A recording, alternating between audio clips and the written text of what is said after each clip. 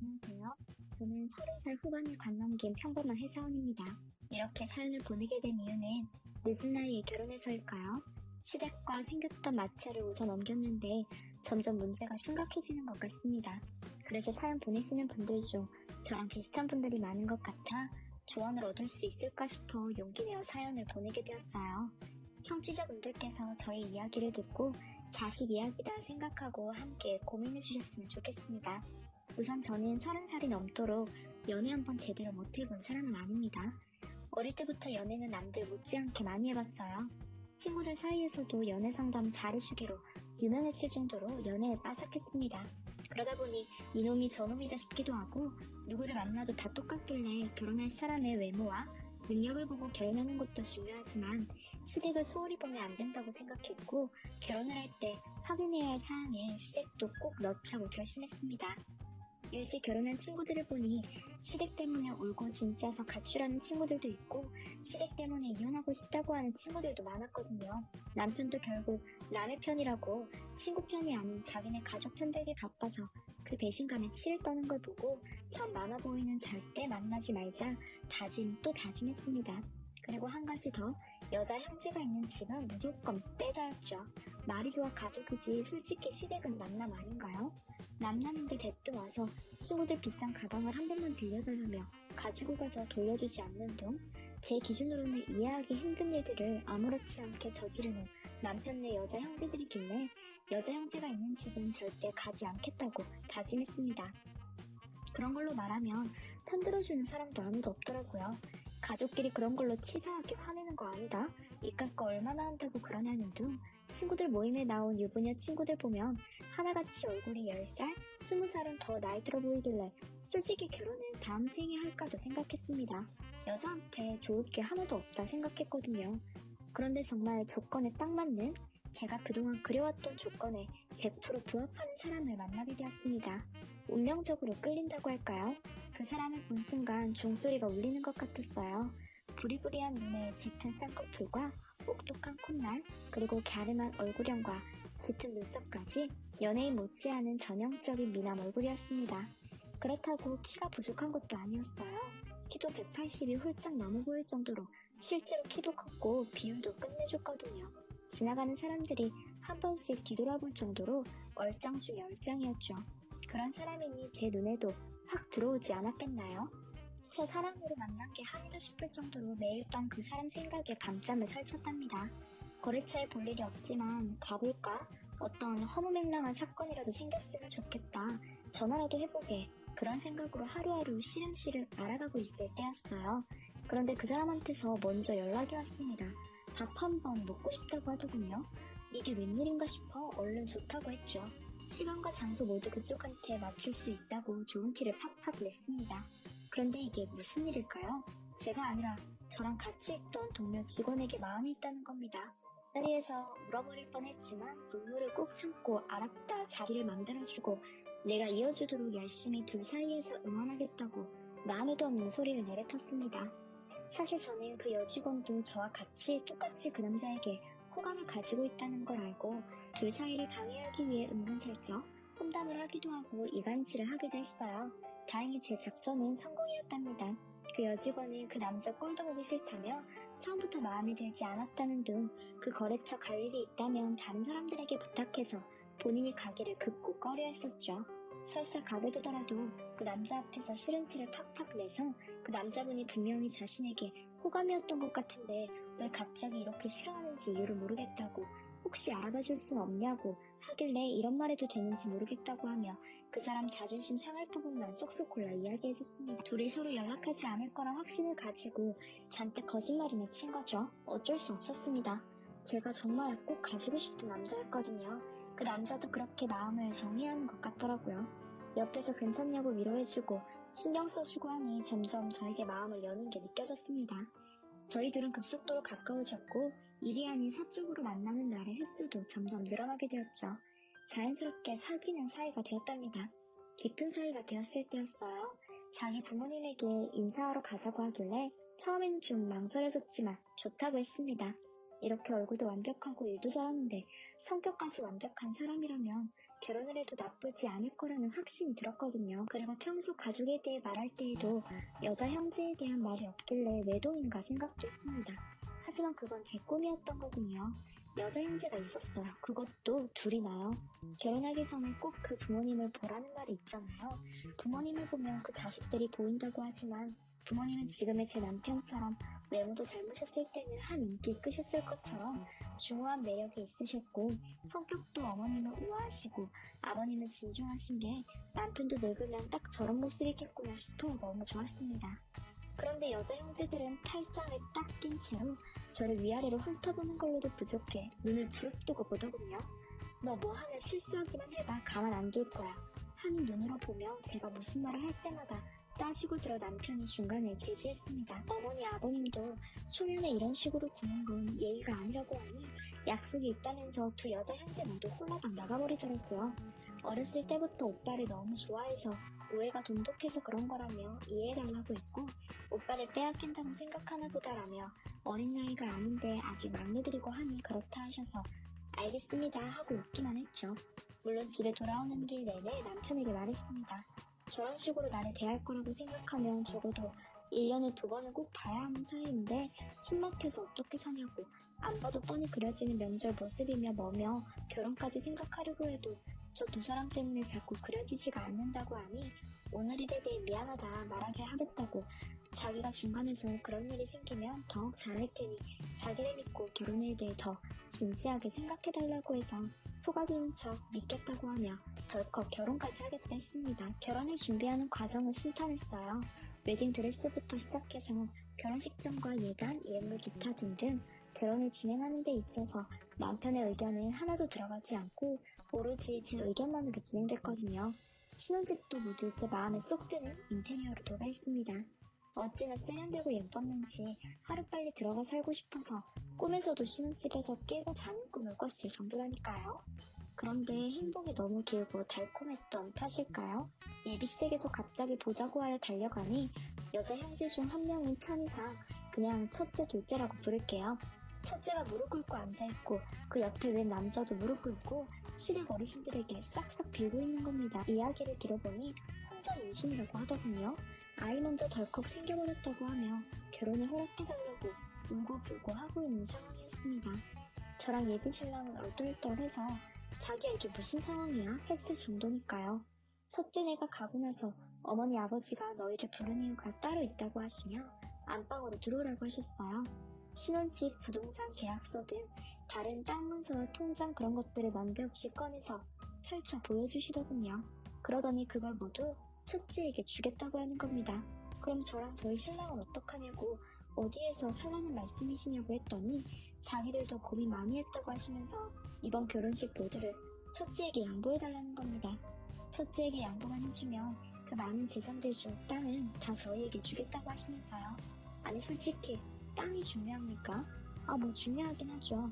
자다 일어나서 땅이 하나 두 개씩 덜컥 생기진 않으니까요.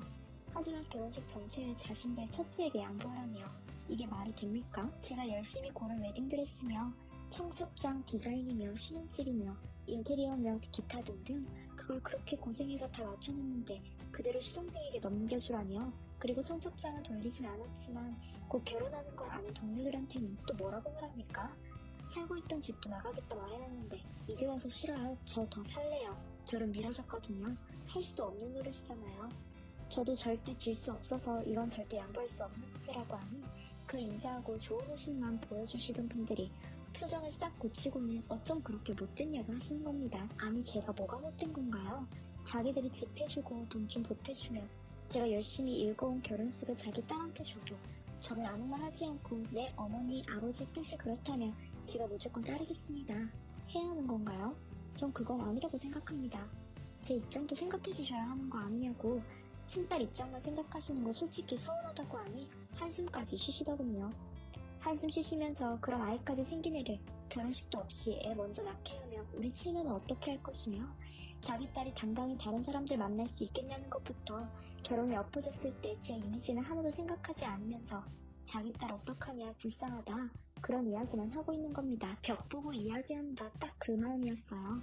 시댁 어르신들도 물러설 기세가 아니길래 우선 생각해보겠다고 하고 자리에서 일어났습니다. 언제쯤 답을 줄 거냐고 하길래 저도 순간 울컥해서 몰라요 하고 나오니 방문 앞에 둘째가 있더군요.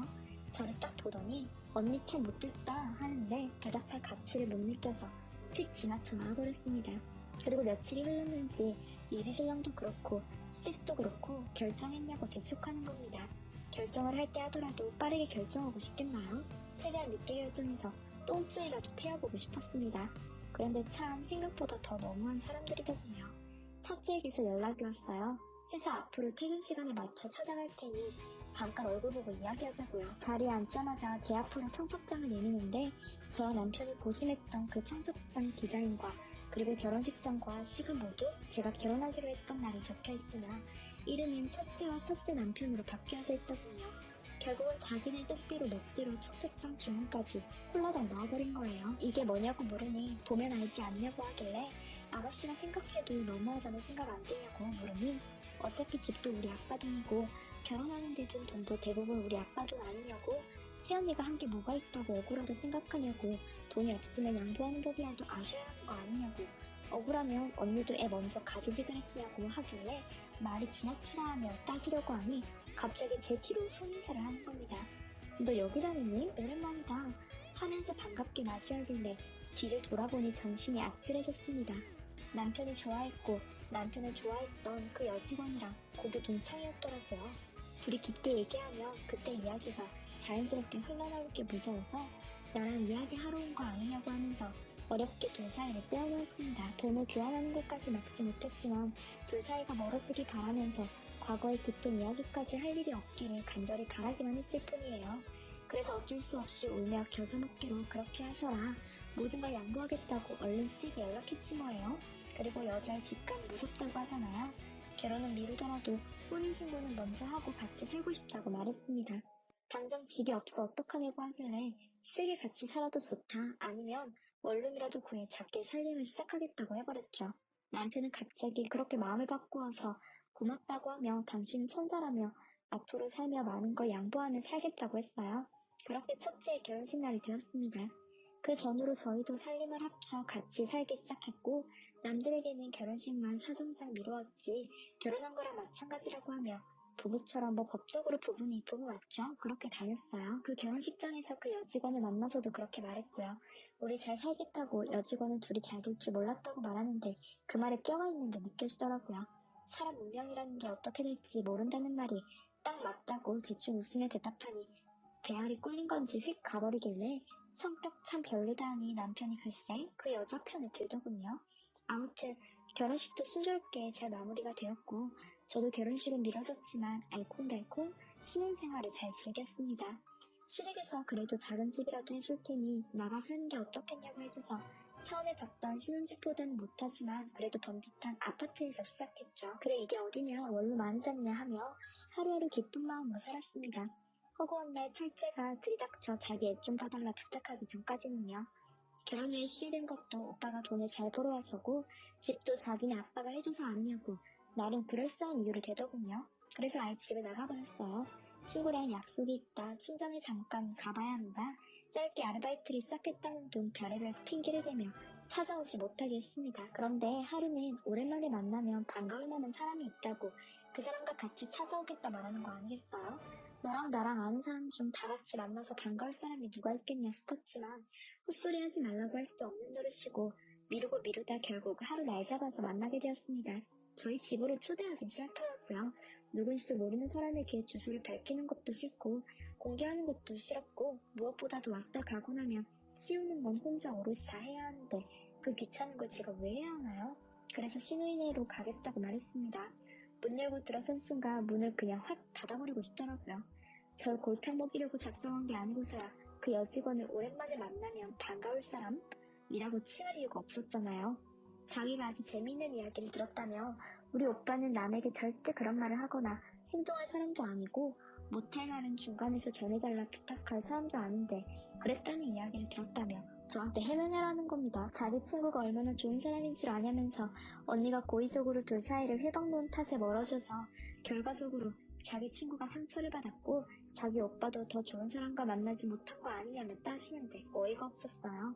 그래서 저는 아무리 좋은 사람이라도 갑자기 애 생겼다고 결혼식이며 뭐며 다 빼앗아간 신우이를 좋아할 것 같냐? 내가 더 양보해주니까 원래 내가 더 양보하고 배려하며 이해해주며 살았을 것 같아? 절대 아니야. 라고 화내며 나와버렸습니다. 그랬더니 그 여직원이 따라 나와 저를 붙잡고 묻더군요. 정말 둘 사이를 그때 해방놓은 게 맞냐고요. 자기는 말을 하면 할수록 그렇다고 생각해 사로잡혀 저를 미워했지만 신우이가 저를 미워하는 마음에 과대 해석을 한 건 아닐까? 저를 미워하고 싶지 않다면서 제발 아니라고 말해줬으면 좋겠다고 하길래 여우 같고 가슴스러워 보여서 네가 생각하고 싶은 대로 생각할 것이지 왜 나한테 와서 물어봐? 하고 떠난 게 화근이었습니다. 그냥 그때 미안하다 말하든지 아니면 내가 그때 사랑에 눈이 멀어서 너한테부터 실수를 했다고 싹싹 빌 걸 그랬어요. 저한테 큰 소리 한 번 친 적 없던 남편이 퇴근하자마자 달려와서는 문을 벌컥 열고는 당시 그게 진짜냐고 소리 지르는데 너무 놀라서 들고 있던 컵을 떨어뜨렸습니다. 평소였다면 다친 데는 없냐? 달려와서 자기가 깨진 유리 파편을 다 치웠을 텐데 오늘은 왜 대답이 없느냐고 다그치기만 하더군요. 그게 서러워서 엉엉 울었습니다. 사랑해서 그런 건데 이게 다짜고짜 화낼 일이냐면서 물으니 한숨을 쉬더군요. 자기는 여직원과 둘 사이에서 그런 식으로 이간질을 해 일부러 자기한테 상처 준 것도 화가 났지만 아무리 자기 동생이 모진 말로 저에게 상처를 준다 해도 그보다 더하게 맞받아치는 어른스럽지 못한 제 모습에도 화가 난다면서 자기는 생각할 시간이 필요하다고 하는 겁니다. 그 일이 있고 2달째 남편과는 별거 중이에요. 시댁에서는 네가 먼저 남편한테 미안하다 말하고 자주 얼굴이라도 보기 위해 노력하라고 얘기하지만 저도 자존심이 있습니다. 초반에 몇 번 그랬는데 본체 완체도 하는 남편을 계속 찾아가서 미안하다 해야 하나요? 이제는 남편이 먼저 와서 숙여야 할 때라고 생각해요. 처음 결혼할 때부터 양보한 걸 생각하면 제가 이간질하고 시누이에게 못되게 말을 한 부분은 있지만 엄밀히 따지자면 그들에게 경제적인 손해를 끼쳤다거나 한 건 아니잖아요. 아무튼 제 이야기는 여기까지입니다. 들어주셔서 감사해요.